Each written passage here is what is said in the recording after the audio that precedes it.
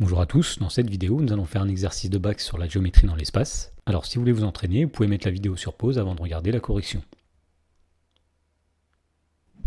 Alors dans cet exercice, on nous dit qu'on considère un cube ABCDEFGH, le point I est le milieu du segment EF, le point J c'est le milieu du segment BC, et le point K c'est le milieu du segment AE.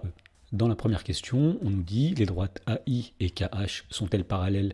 Justifiez votre réponse. Alors avec la perspective, on aurait envie de dire que les droites AI et KH sont parallèles, mais en fait elles ne le sont pas. Et une façon de voir, c'est de voir que la droite AI est située dans le plan qui est ici, alors que la droite KH est située dans le plan qui est situé sur le côté. Donc on va montrer que les droites ne sont pas parallèles, et pour justifier la réponse, on va faire un raisonnement par l'absurde. On va supposer que ces droites sont parallèles. Et donc si on suppose que les droites AI et KH sont parallèles, eh bien ça voudrait dire en particulier que ces droites sont coplanaires. Ce qui veut dire que les droites AI et KH seraient incluses dans un même plan. Mais en particulier, on en déduirait que les points A, I, K et H seraient eux-mêmes coplanaires, c'est-à-dire qu'ils seraient situés dans un même plan. Et en particulier, ça voudrait dire que un des points ici serait dans le plan formé par les trois autres. Autrement dit, le point H appartiendrait au plan AIK. Alors le plan AIK, on voit que c'est le plan qui contient la face qui est devant, mais le point H, lui, est situé derrière.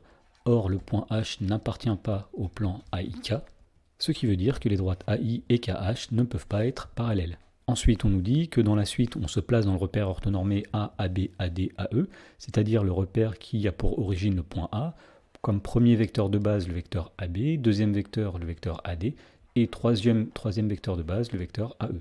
Dans la question de A, on demande de donner les coordonnées du point I et du point J dans ce repère. Alors pour trouver les coordonnées du point I, on va partir de l'origine du repère, le point A, et aller jusqu'au point I. Alors si on part de A et qu'on veut arriver à I, donc tout d'abord on va se déplacer de la moitié du vecteur AB, ensuite on va se déplacer de 0 fois le vecteur AD, et enfin on va se déplacer de 1 fois le vecteur AE, ce qui veut dire que le point I a pour coordonnées 1 demi, 0, 1. Alors pour démontrer rigoureusement cela, on va calculer le vecteur AI.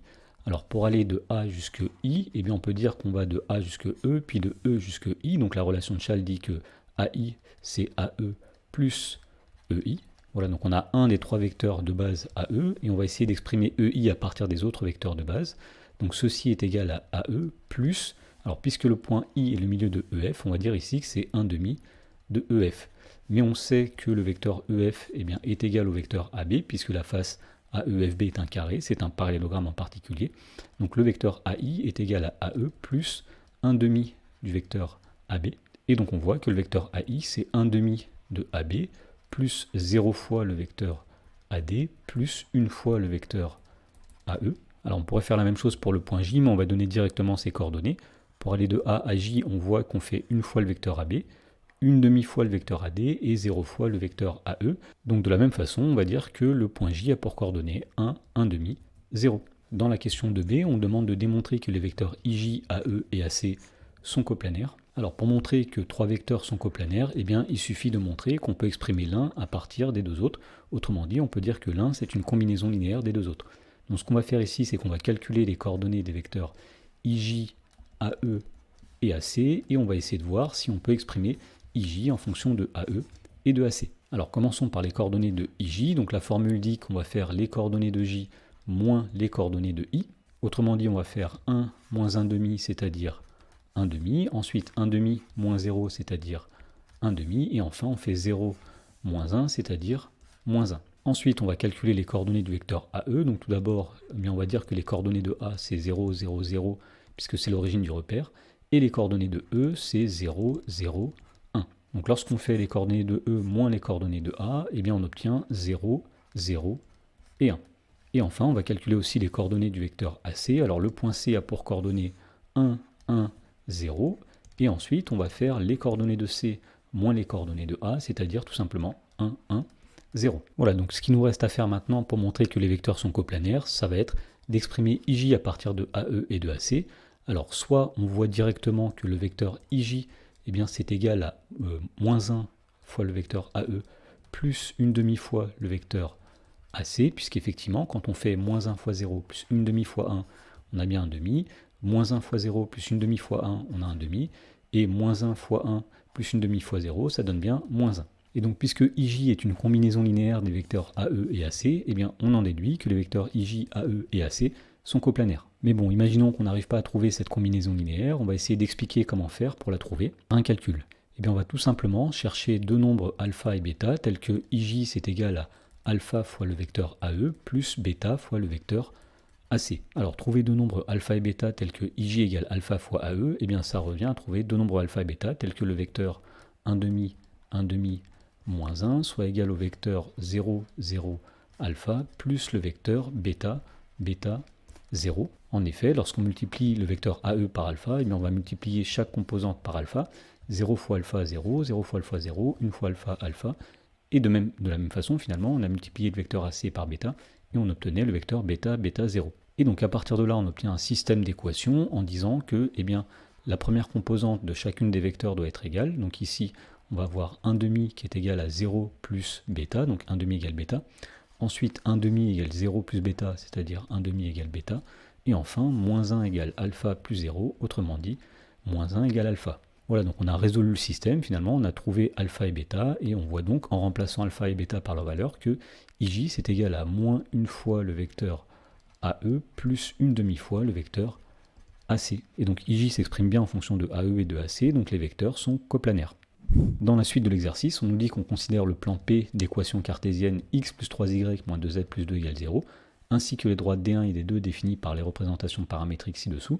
Donc D1 c'est x égale 3 plus t, y égale 8 moins 2t, z égale moins 2 plus 3t. Et D2 c'est x égale 4 plus t, y égale 1 plus t, et z égale 8 plus 2t. Dans la question 3, on nous demande les droites D1 et D2 sont-elles parallèles? Justifiez votre réponse. Alors pour savoir si deux droites D1 et D2 qui sont données par des représentations paramétriques sont parallèles, eh bien il va falloir commencer par étudier des vecteurs directeurs de ces deux droites. Donc tout d'abord, un vecteur directeur de la droite D1 qu'on va noter U, eh bien ce sera le vecteur 1, moins 2, 3. Et pour le trouver, on a simplement regardé les coefficients situés devant le paramètre dans l'équation paramétrique de la droite D1. Et donc de la même façon, eh bien, un vecteur directeur V de la droite D2, ce sera 1, 1, 2, puisque les coefficients situés devant le paramètre dans l'équation paramétrique de la droite D2 sont 1, 1 et 2. Et on sait que deux droites de l'espace seront parallèles si et seulement si des vecteurs directeurs de ces droites sont collinéaires. Autrement dit, si les vecteurs U et V sont proportionnels, on pourra dire que les droites sont parallèles. S'ils ne le sont pas, les droites ne seront pas parallèles. Alors ici, quand on divise les coordonnées de U par celles de V, eh bien, nous n'obtenons pas la même chose, puisque quand on fait 1 divisé par 1, c'est-à-dire l'abscisse de U sur l'abscisse de V, et qu'on fait ensuite l'abscisse de U moins 2 divisé par l'abscisse de V, 1, eh bien, on n'obtient pas le même nombre. Autrement dit, les vecteurs U et V ne sont pas collinéaires, c'est-à-dire que les droites D1 et D2 ne sont pas parallèles. Dans la question numéro 4, on demande de montrer que la droite D2 est parallèle au plan P. Alors, il y a deux méthodes pour faire ça, et donc la première méthode va consister à étudier un vecteur directeur de la droite D2 et un vecteur normal du plan P. Alors tout d'abord, on avait dit que le vecteur V qui a pour coordonnées 1, 1, 2, eh bien c'est un vecteur directeur de la droite D2.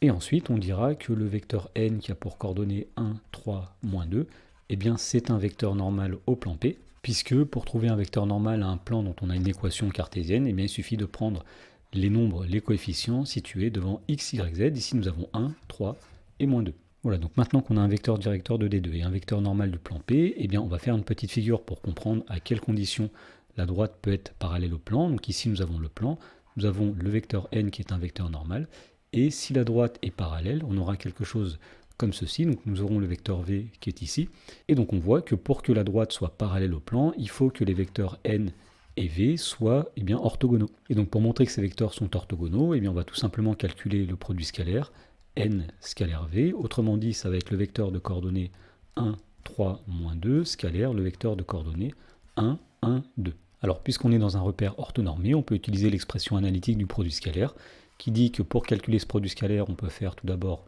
1 fois 1, plus 3 multiplié par 1, plus moins 2 multiplié par 2. Autrement dit, on a 1 plus 3 moins 4, ça fait 0. Et donc, on a démontré que les vecteurs n et v sont orthogonaux, c'est-à-dire que la droite D2 est parallèle au plan P. Alors, une petite remarque, le mot parallèle ici est à prendre au sens large. Il se pourrait que la droite D2 soit incluse dans le plan P. Mais on va voir, grâce à la deuxième méthode, qu'en fait, elle est strictement parallèle au plan P. Alors, pour montrer que la droite D2 est parallèle au plan P, la deuxième méthode va consister à chercher les points d'intersection de la droite D2 avec le plan P, et on va tout simplement montrer qu'il n'y a aucun point d'intersection, ce qui voudra dire que la droite des deux est strictement parallèle au plan P. Alors on va commencer par se donner M de coordonnées x, y, z, un point de l'espace, et on va chercher à quelles conditions le point M appartient à la fois à la droite des deux et au plan P. Donc dire que M appartient à l'intersection de D2 et du plan P, eh bien ça veut dire que tout d'abord, les coordonnées de M vérifient l'équation paramétrique de la droite des deux, autrement dit, x est égal à 4 plus t, y est égal à 1 plus t, et z est égal à 8 plus 2t. Mais ça veut aussi dire que les coordonnées de M vérifient l'équation cartésienne du plan P, autrement dit, x plus 3y moins 2z plus 2 est égal à 0.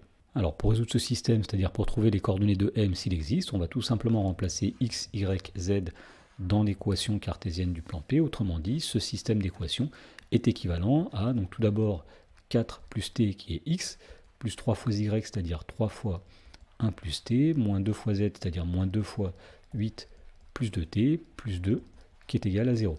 Donc ceci est équivalent à 4 plus t, plus on va développer le 3 sur la parenthèse, c'est-à-dire plus 3 fois 1 plus 3, 3 fois t plus 3t, moins 2 fois 8, eh bien ça fait moins 16, moins 2 fois 2t, moins 4t, plus 2, qui est égal à 0. Ensuite, on va regrouper les t, donc ici nous avons 1t plus 3t, c'est-à-dire 4t, moins 4t, ça fait 0, donc les t disparaissent. Ensuite, on va calculer les constantes, donc ici nous avons 4 plus 3, c'est-à-dire 7, 7 moins 16, ça fait moins 9 plus 2, ça fait moins 7, donc ici le système est équivalent à l'équation moins 7 égale 0.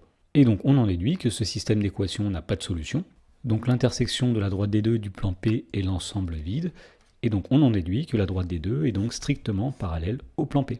Dans la question numéro 5, on demande de montrer que le point L de coordonnées 4, 0, 3 est le projeté orthogonal du point M de coordonnées 5, 3, 1 sur le plan P.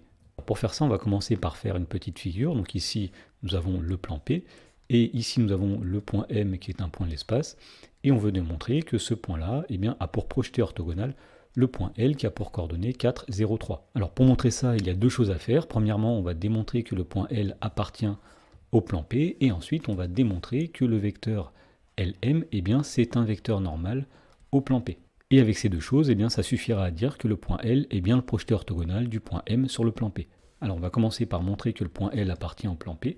Autrement dit, on va calculer ici l'expression quand on remplace x, y, z par les coordonnées de L. Autrement dit, on va calculer x de L plus 3 fois y de L moins 2 fois z de L plus 2.